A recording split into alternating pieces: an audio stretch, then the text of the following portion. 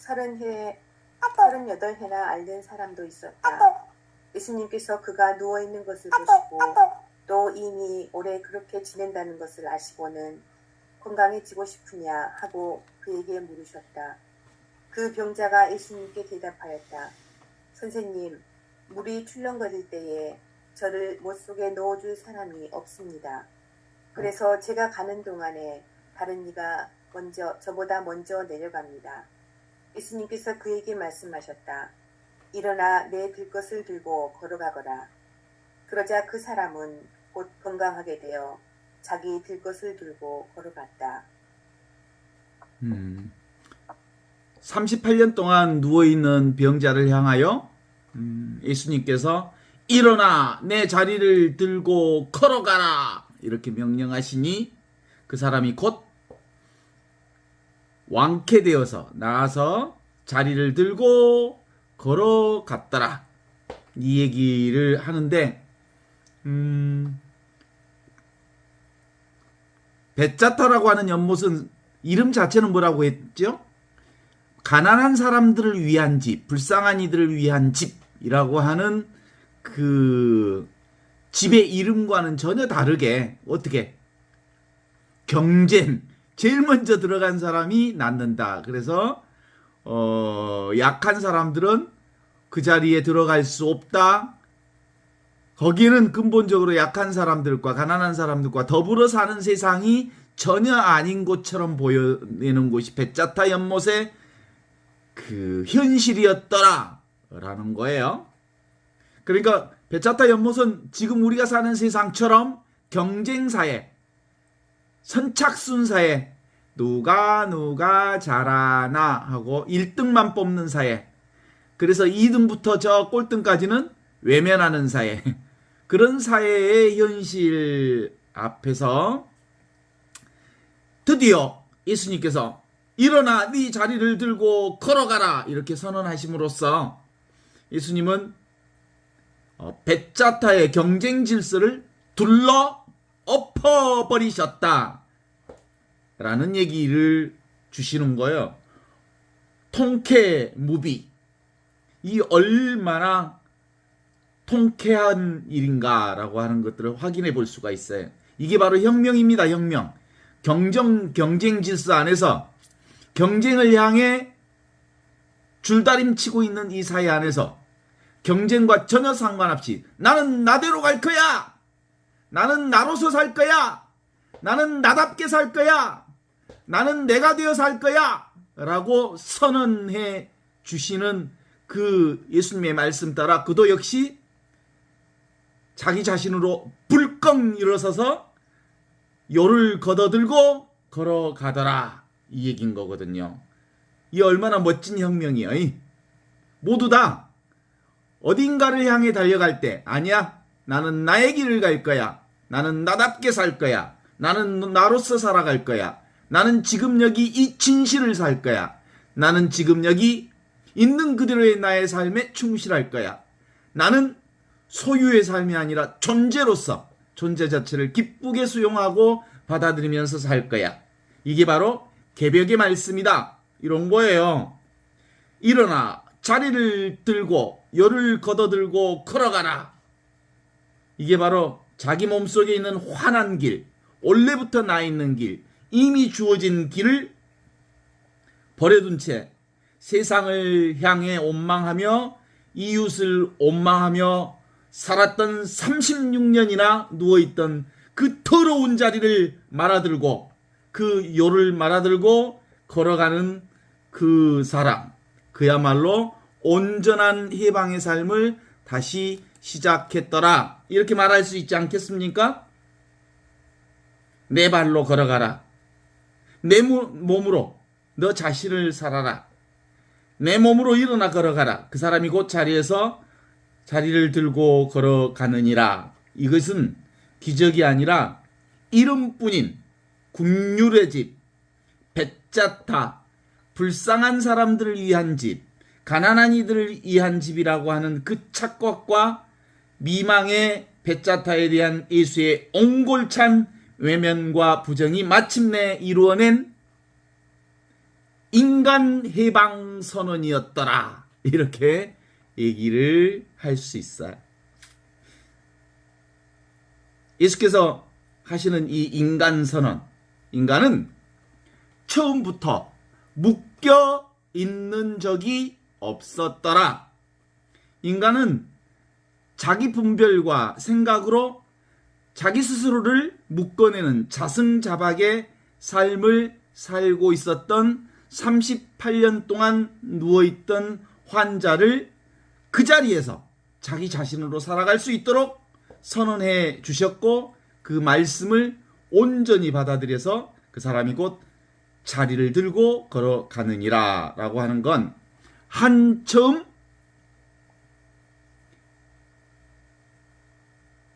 하느님과 똑같은 말씀이 계셨고 하느님과 함께 있던 그 말씀이 지금 눈앞에서 온전히 살아난 거예요. 이미 있는 그 자리가 지금 눈앞에서 이루어진 아주 놀라운 개벽의 그리고 자유와 해방의 현장을 목격하게 되는 거예요. 지금 여기 이것 눈앞에 이것으로 살라 하신 예수님의 선언, 나 자신으로 살라 하신, 자기 자신으로 살라 하신 하느님의 예수님의 선언은 생각과 분별로 경계 대상 세상을 붙잡고 세상을 집착하고 세상에 의존해서 세상의 그 뭔가에 붙들려서 살고 있는 인간에 대한 해방선언이라고 말할 수 있을 것입니다. 예수님의 말씀은 우리에게 상념이라고 하는 것, 생각이라고 하는 것, 분별이라고 하는 것을 내려놓으라고 하는 말씀인데요. 모든 것은 지금 여기 이것뿐임을 우리 안에서 스스로 자각하는 거예요. 이건 누군가가 선언한다고 해서 되는 게 아니라 그 선언된 말씀이 자기 안에서 살아 숨쉴 때 비로소 해방된 구원의 인생을 사는 거죠. 어때요? 지금 이것뿐, 지금 이 순간뿐, 절대 나라고 하는 이 자신뿐, 그 위의 모든 것은 지금 이 눈앞에 있는 이것 말고 다른 어떤 것들은 다 생각이요, 분별이요, 망상이라는 사실을 우리가 확인하는 거예요. 착각으로부터 벗어나는 거예요. 생각의 착각으로부터. 생각은 거짓말이거든요. 사실은 실제가 아닌 거거든요. 머릿속으로 그려낸 것이거든요. 실제는 지금 눈앞에 있는 숨쉬고 말하고 움직이고 살고 있는 이것뿐이라는 거죠. 그러니까 지금 여기 이 순간에 마음을 두기만 하면 아주 자연스럽게 분별과 망상과 생각은 사라지게 되어 있습니다. 나도 모르게 분별, 망상, 생각의 의식에서 50년, 60년, 70년 동안 세상의 의지에서, 사람의 의지에서, 그리고 보이는 것에 의지해서, 물질 세상의 의지해서, 보이는 그것들을 의지해서 살아왔던 내가 드디어 있는 그대로의 나, 지금 여기 이 순간의 나로 깨어나는 선언을 우리가 함께 확인해 보는 순간입니다. 문득 생각이 멈췄을 때, 아하, 지금 여기 이것뿐이구나, 이 순간뿐이구나, 절대 나뿐이구나 라고 자각하게 되지요. 이 자각이 와도 또 아주 미세한 망념, 생각 분별에서 벗어나기 어려운 것 또한 사실입니다. 대상과 경계에 붙들려 있으면서 벗어나기 어렵다고 하는 것이 우리가 경험하는 과정에서 나타나는 현상들이죠. 이 대상에, 이 세상에, 경계에 붙들려 있는 한 지금 여기 이것뿐이다, 이 순간뿐이다 라고 하는 것은 또 한편으로 우리 일상 안에서 자유롭지 않아요. 붙들려 있으면서 자유를 찾을 수가 없어요. 생각에 붙들려 있으면서 지금 여기 이 순간의 자유를 우리가 온전하게 구할 수 없기에 성령께 우리를 청합니다. 주님의 성령께서 우리에게 오시면 먼저 보는 시각이 바뀌어요. 그동안 못 보던 것을 보게 되고, 그 못 보던 것을 보게 된다는 건 뭐예요? 못 보던 것, 절대 나를 보게 되고, 보던 모양, 세상, 경계, 이것들이 허상임을 알게 되는 거죠. 성령께서 내 안에 오시면 눈이 바뀐다니까요. 못 보던 걸 보게 된다니까요. 당달봉사가 진짜 원래부터 있던 이것을 보게 됨으로써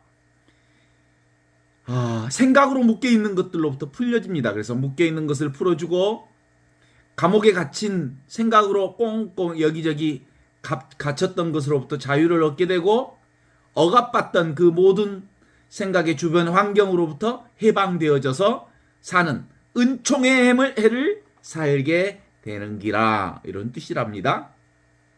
성령의 자각이 오지 않으면 늘 뭔가 세상 상대 세계 경계를 붙잡고 있는 그것에 머물러 있게 되지요. 그렇지만 성령으로 말미암아 분별 세계가 정확하게 보이기 시작하고, 그래서 그 분별을 내려놓게 된다는 얘기가 예수님을 통해서 우리에게 전해주신 구원의 기쁜 소식이었더랍니다.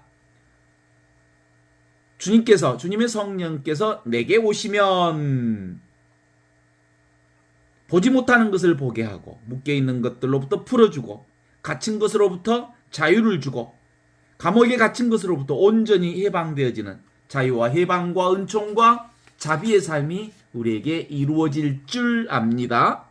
우리를 묶고 있었던 이런 생각과 분별, 그리고 망상에서 벗어나면 성령의 안목이 확 열리기 시작하지요. 그러면 그렇구나, 지금 이것뿐이구나, 진짜 이 순간뿐이구나, 이 삶, 눈에 보이는 이 삶이 전부구나, 이 내가 눈앞에 있는 이것뿐이니까 이것 어느 단계에 지나면 이것도 따로 없다는 걸 알아요. 이것이라는 게 그 무엇이 있지 않아요. 전부가 이것뿐인데 이것도 또한 그 무엇으로 존재하지 않아요. 그러니까 생각, 망상, 분열도 이 말씀에서 생겨나신 것인 줄을 알기에 생각, 망상, 분열을 도구로 쓸 수 있게 되어서 이제는 생각이 자유자재로 내가 쓸 수 있는 도구일 뿐이에요. 그러니까 우리가 이 하는 이유는 뭐냐? 생각을 끊어버리기 위해서 이 공부를 하는 게 아니고, 생각을 끊어버리는 이유는 뭘 보기 위해서? 원래부터 있던 이것을 보기 위해서 생각을 끊자고 하는 거고, 진짜 공부하는 이유는 뭐 하기 위해서? 우리의 생각을 자유자재로 쓸 수 있게 하기 위해서 그러는 거예요. 생각에 묶이지 않으면서 생각을 쓰도록 하기 위해서 이 공부하는 거죠. 그러니까 지금 여기 고정된 그 무엇은 아무것도 없다. 그래서 우리는 세상을 살면서 어디에도 머물러 있을 수 없는 거예요. 어디에 머물러 있다면 내가 어디에 붙들려 있는 거예요? 사실은 허상에 머물러 있는 거예요. 그림자에 머물러 있는 거예요. 그러니까 여기서 하는 우리의 공부는 우리가 애쓰고 용쓴 거 한 거 없이 그냥 당장 지금 여기를 깨닫는 것이죠. 그래서 이제 우리의 생각이라고 하는 무지의 구름이 싹 지나가면, 그 지나갈 이유가 없어요. 무지의 구름이 그것이 사실이 아닌 줄 알면, 고정관념이 벗겨지면, 착각에서 벗어나면, 단지 한 생각에 속지 않으면, 단지 자기에게 일어난 생각에 속아서 살던 우리가 온전히 광명을 보게 돼요. 광명. 있는 그대로의 자성, 있는 그대로의 자기 자신. 그게 바로 그리스도의 빛을 보게 되고, 그리스도와 함께 그리스도 안에서 그리스도를 통하여 그리스도의 삶을 살게 되는 기라, 이런 얘기죠.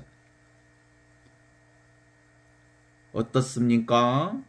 자기가 구체적으로 아주 단단하게 자아의식이 있는 한 우리는 끊임없이 자기 합리화를 하면서 살아요. 무수한 자기 경계를 만들고, 나라고 하는 것에 집착하고, 자기 신분에 집착하고, 신부라고 하는 꼬리표가 잘 안 떨어져 나가. 신부가 진 줄 알아. 예, 보통 우리가 그 결혼식 주례할 때 저기 사진 찍자고 그럴 때 신부님 그러면 그 신랑 신부 부르는 소리거든. 근데 신부가 나 부르는 거 하고 눈빛이 착 돌아서면서 응? 저 불렀어요? 그러는 기요. 신부가 자기인 줄 알아. 그냥 내가 나지 신부가 나는 아니여. 신부는 그냥 꼬리표고 이름일 뿐이요. 이게 바로 어디에 붙들리면 그것 안에 자기 존재가 이렇게 붙어 있게 되는 거거든요. 그래서 거기 달콤한 경계, 대상, 세상을 내려놓고 지금 여기 이것이 맛이 없거든? 근데 맛이 없는 이 맛을 진짜 맛보면 얼마나 맛있는지 몰라. 밥맛이야 그러지. 밥맛이라는 말은 사람들은 밥맛이 별로 맛이 없다는 뜻이잖아요. 근데 밥맛이 얼마나 좋은지 알아요?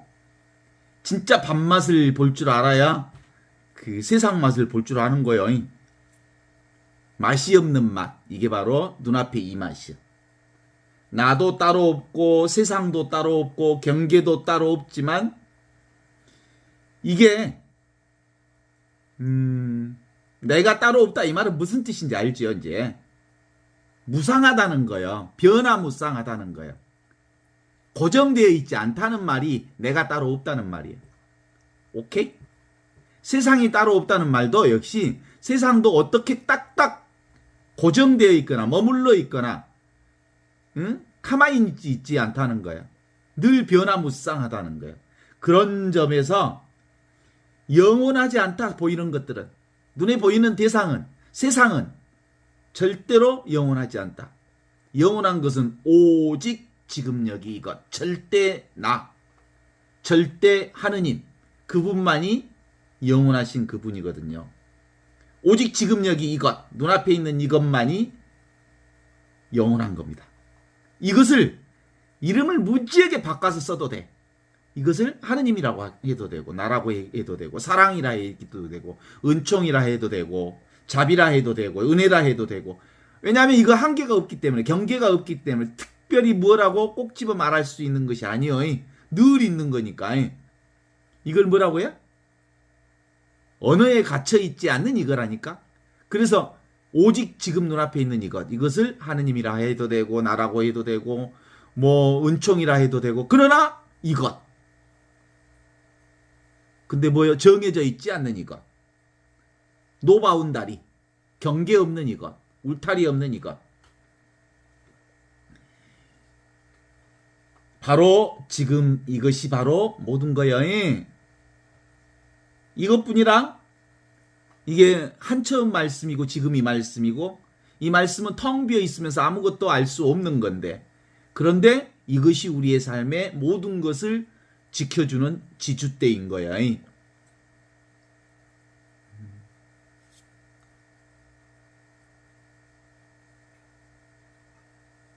한처음 말씀, 지금 이 말씀, 눈앞에 이 말씀, 이 순간순간으로부터 지금 여기 이것으로부터 이 말씀으로부터 모든 소리가 드러나고 모든 형체가 드러나고 모든 사건이 드러나고 모든 상황들이 여기에서 드러나 하느님에게서 드러나는 거예요. 그러니까 이제 이 하느님이 우리에게 분명하니까 모든 것이 다 이 하느님뿐이니까 이 하느님에게서 이 눈앞에 있는 이것으로서 이 순간 이 말씀으로서 모든 것이 생겨났다고 하는 것으로부터 그러니까 다 이거야. 이것 아닌 게 아무것도 없어. 온 천지 만물이 다 이거야. 이게 뭐예요? 눈에 보이는 것들이 다 이거 하느님이란 게.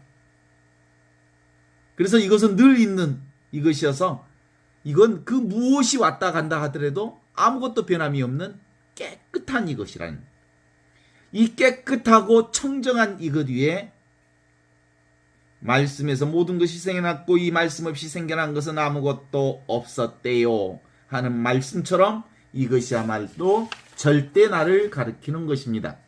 오늘 예수님께서 38년 누워있던 이 병자에게 자 요를 걷어들고 일어나 걸어가라 라고 말하는 이 요 자리, 이건 뭐예요? 늘 깔고 누웠던 바탕, 자기 삶의 바탕자리, 근본자리, 늘 배경으로 깔고 누워 있었던 그 자리를 걷어들고 가라고 하는 거예요.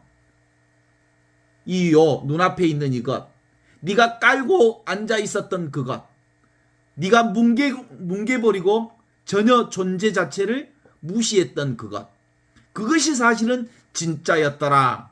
그러니까 그 근원자리인, 절대자리인, 절대나인, 항상 있는 이 바탕자리를 들고 일어나 걸어가라, 이렇게 말하는 거예요. 이게 뭐라고요? 요가? 실제로 깔고 뭉갰던 그것, 전혀 의식하지 않고 뭉개버렸던 그것, 그것이 바로 절대 나였던 거예요. 절대 내가 분명해지면 상대가 사라집니다. 빛이 분명해지면 어둠이 없어집니다. 절대가 분명해지면 상대에 끌려다니지 않을 수 있게 됩니다. 절대 하느님, 절대 나, 그게 상대 세상을 살면서도 이 상대 세상에 물들지 않을 수 있는 지혜가 바로 그 자리에서 일어나는 거죠. 예수님께서 하신 얘기, 나는 이 세상 사람이 아니다. 나는 분명히 이 세상에 살고 있으면서도 이 세상에 물들지 않았다. 이렇게 당당하게 말씀하셨던 예수님의 삶을 우리도 지금 여기서 이렇게 살아요. 이 세상에 살고 있죠. 그런데 사실은 이 세상에 머물러 있지 않는 존재로서 사는 거예요. 성령의 눈으로 보면 주관과 객관이 둘이 아니죠. 보이는 세계와 보이지 않는 세계가 둘이 아니죠. 모두가, 눈에 보이는 모든 세계가 다 나를 드러내고 있는 것, 하느님을 드러내고 있는 것. 그래서 세상이 곧 나요. 내가 곧 세상이고, 나와 세상은 둘이 아닌겨. 이건 그 아드바이타 베단타의 그 지혜에서 말하는 것처럼 이 세상은 모두 환영이다. 오직 하느님만 존재할 뿐이다. 따라서 이 세상 모든 것은 다 하느님이다. 이 세상 모든 것은 다 나다. 이 말하고 같은 거예요. 이걸 풀어보면 그렇습니다. 이 세상은 실제가 아니다. 눈에 보이는 상이라고 하는 것은 따로 없다. 따로 있음이란 도대체가 어떤 것도 존재하지 않는다. 무상하다, 이런 뜻이에요. 눈에 보이는 것은 무상해. 그래서 오직 하느님만 존재할 뿐이야. 상이 없는, 모양이 없는, 지금 여기 이것뿐인 하느님만 온전할 뿐이야. 그러고 보니까 눈에 보이는 이 세상이 바로 보이지 않는 하느님을 있는 그대로 드러내고 있었다고 하는 사실을 자각하는 거예요. 이게 바로 이미 구원되었다라는 말씀의 표현이기도 해요. 이미 구원되었다. 이미 해방되었다. 그러니까 묶여 있다는 것, 감옥에 갇혀 있다는 것, 억압되어 있다는 것, 그리고 누구에게 내가 의존해 있다는 것, 그건 사실은 자기 생각이 만들어낸 거지 실제로 그런 게 아니라는 거예요. 착각이라는 거예요. 그러니까 결국은 우리가 공부하는 아주 중요한 포인트 중에 하나는 착각에서 벗어나는 거예요. 생각에서 벗어나는 거예요. 우리에게는 지금 여기 이것이 하느님 나라가 아니다, 이렇게 말할 수 있어요. 왜냐하면 하느님 나라도 정해져 있지 않아. 하느님 나라를 이거다라고 하면 그건 하느님 나라가 아니여. 하느님 나라가 여기 있다 그러면 그건 하느님 나라가 아니야. 하느님 나라가 저기 있다 그러면 하느님 나라가 아니야. 하느님 나라는 여기 있다, 저기 있다, 이것이다, 저것이다 말할 수 없어요. 그러니까 정해져 있는 그 무엇을 거부하는 것. 우리는 정해져 있는 그 무엇을 거부하는 삶을 살아야 함에도 불구하고 우리는 지금 눈앞에 있는 이것이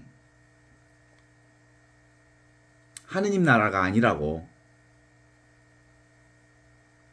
이 순간이 하느님 나라가 아니라고, 하느님 나라는 따로 있다고, 지금 여기 있는 것은 하느님 나라가 아니라고. 그래서 하느님 나라를 거부하고 하느님 나라를 저항하고 하느님 나라를 인정하지 않고 하느님 나라를 부정하면서 살아왔어요. 지금 여기를 부정하고 여기를 부정하고 이것을 부정하고 눈앞에 있는 이걸 부정하고, 그래서 딴 세상을 생각하고 딴 곳을 꿈꾸고 다른 어떤 것을 추구하고 구하고 욕망하고 살아왔다는 것이 우리의 삶이라면, 이제 하느님의 상을 이제 세워낸다는, 하느님의 상이 따로 있다라고 생각을 하는 것을 지어내야 돼. 하느님은 따로 있지 않아. 하느님은 따로 있지 않아. 하느님은 이런 하느님이 하느님이다라고 말하면 그런 하느님은 없어. 특별한 하느님에 대한 세상을 이제 지어내야 돼요. 이상세계란 따로 없어. 지금 여기 이것이 바로 하느님 나라예요. 파라다이스? 우리가 죽으면 무슨 천국 간다고? 그런 거 없어. 지금 여기 내가 사는 나라, 여기를 떠나 있지 않는 이 나라가 바로 하느님 나라는 거예요.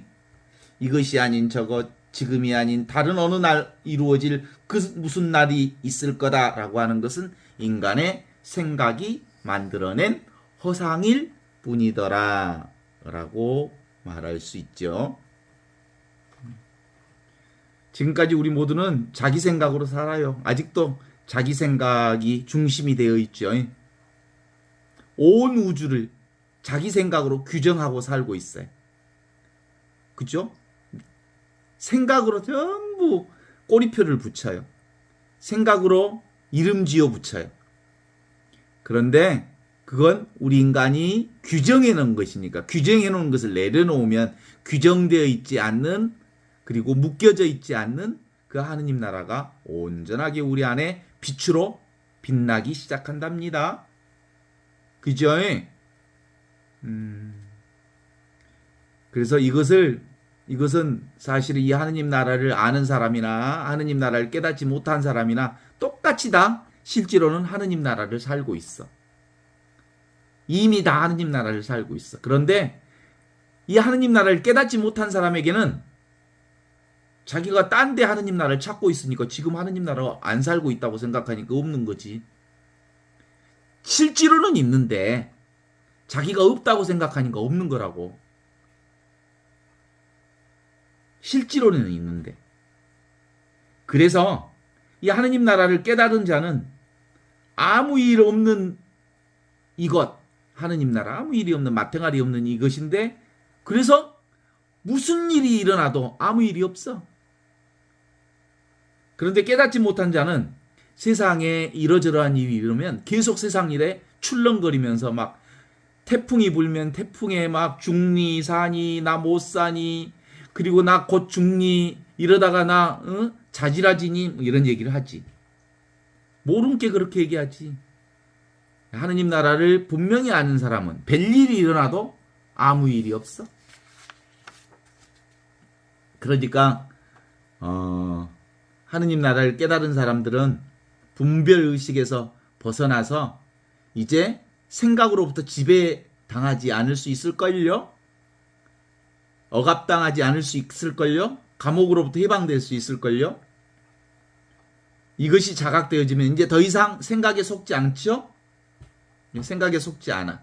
그러니까 오직 이것 하나, 이 말씀 하나, 이 하느님 하나를 붙들고, 이 절대 나를 붙들고 사는 거야. 이 절대 나를 붙들고 산다는 건 붙들지 않고 산다는 말이요. 아무것도 붙들지 않고 사는 것이 바로 절대 나로 사는 거예요. 아무것도 아닌 나, 텅 빈 나, 그것에서 온갖 것들이 다 일어나거든요. 이게 바로 벌거벗은 진면목인 나, 이것이 깨달아져서 성령의 안목이 열려야 비로소 이 세상은 모두가 뭐요? 이 세상, 경계 세상, 그것은 보이지 않는 하느님의 아바타다. 하느님을 드러내는 아바타요. 세상이 나를 보여주는 나의 아바타요. 눈에 보이는 세상을 쭉 한번 훑어봐요. 내가 있은께 나를 통해서 세상의 모든 것이 있으니까 보이는 모든 것은 나의 아바타인 거예요. 나의 모양인 것이요. 다른 말로 얘기하면 뭐야? 세상에 보이는 모든 것이 다 나요.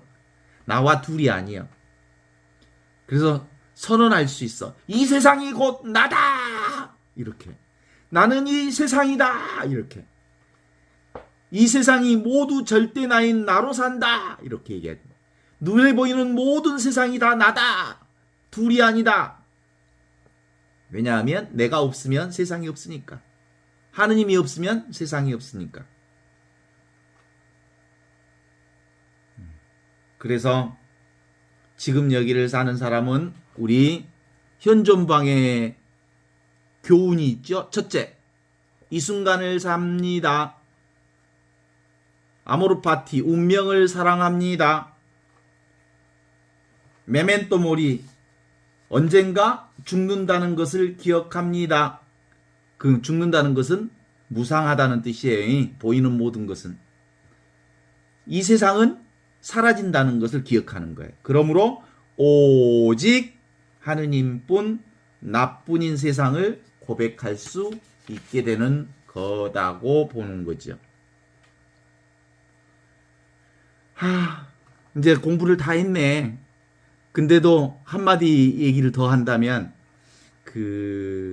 우리 인간은 얼마나 자기 생각에 휘둘리냐면이, 마음의 습관이 눈에 안 보이지만 이것이 우리 인간의 운명을 결정할 만큼 얼마나 생각이 깊숙하게 물들어 있는지 알아요. 김유신이라고 하는 사람이 그 사자성어가 있어요. 유신참마라는. 김유신이 그 말을 타고 이렇게 전쟁터에 가는데 정신자리를 놓고 어느 날 기생집을 가다가 말이 기생집 앞에 서서 말의 목을 잘랐다는 얘기거든요. 원래는 이제 그 얘기가 어디서 나 삼국사기에서 나오는 얘기인데, 김유신과 그 기생 이름이 청관녀라고 하는 기생이 있었어요. 아마 천하의 절세 미녀였던 모양인데, 그 절세 미녀가 술집 운영하는 술집을 김유신이 자주 들락거리면서 주색 잡기에 빠졌대. 그랬더니 그 어느 날 어머니, 김유신의 어머니가 만명부인이라고 하는 김유신 어머니께서 불러갖고, 이놈아, 세상에 그 천하를 평정해야 할 네가 말이지 주색 잡기에 빠져서야 되겠느냐라고 호되게 야단을 쳤나 봐요. 그 뒤로 어머니의 말씀을 잘 받아들여서 청관녀의 집에 발길을 끊었다는 얘기거든요. 그런데 어느 날 그 전쟁이 끝나고 이렇게 말을 타고 가는데 말 위에서 졸았던 모양이야, 김유신이가. 그랬더니 이 말이 어디를 데리고 가버렸냐면 청관녀가 운영하는 술집에 이 말을 데리고 가버렸어. 눈을 딱 떠보니까 청관녀가 막 환영하고 막 쌍수를 들고 우리 장군님 오셨다고 환영을 해. 눈을 떠보니까. 그래서 김유신이가 말에서 내려가고 말의 목을 단칼로 쳐냈다는 거 아니겠어. 그만큼 습관이 그렇게 무섭다는 얘기를 하는 거예요. 아무 생각 없으면 옛날 길로 돌아가 본다는 거지. 우리도 생각 없이 정신 차리지 않으면, 깨어있지 않으면 다시 생각에 빠져버리고 옛날 자리로 돌아가게 된다. 이런 얘기를 하는 거예요. 이제는 누가 뭐라 그래도 지금 여기 이 자리를 살 수 있을 거라 확신이 되는데 동의하시지요?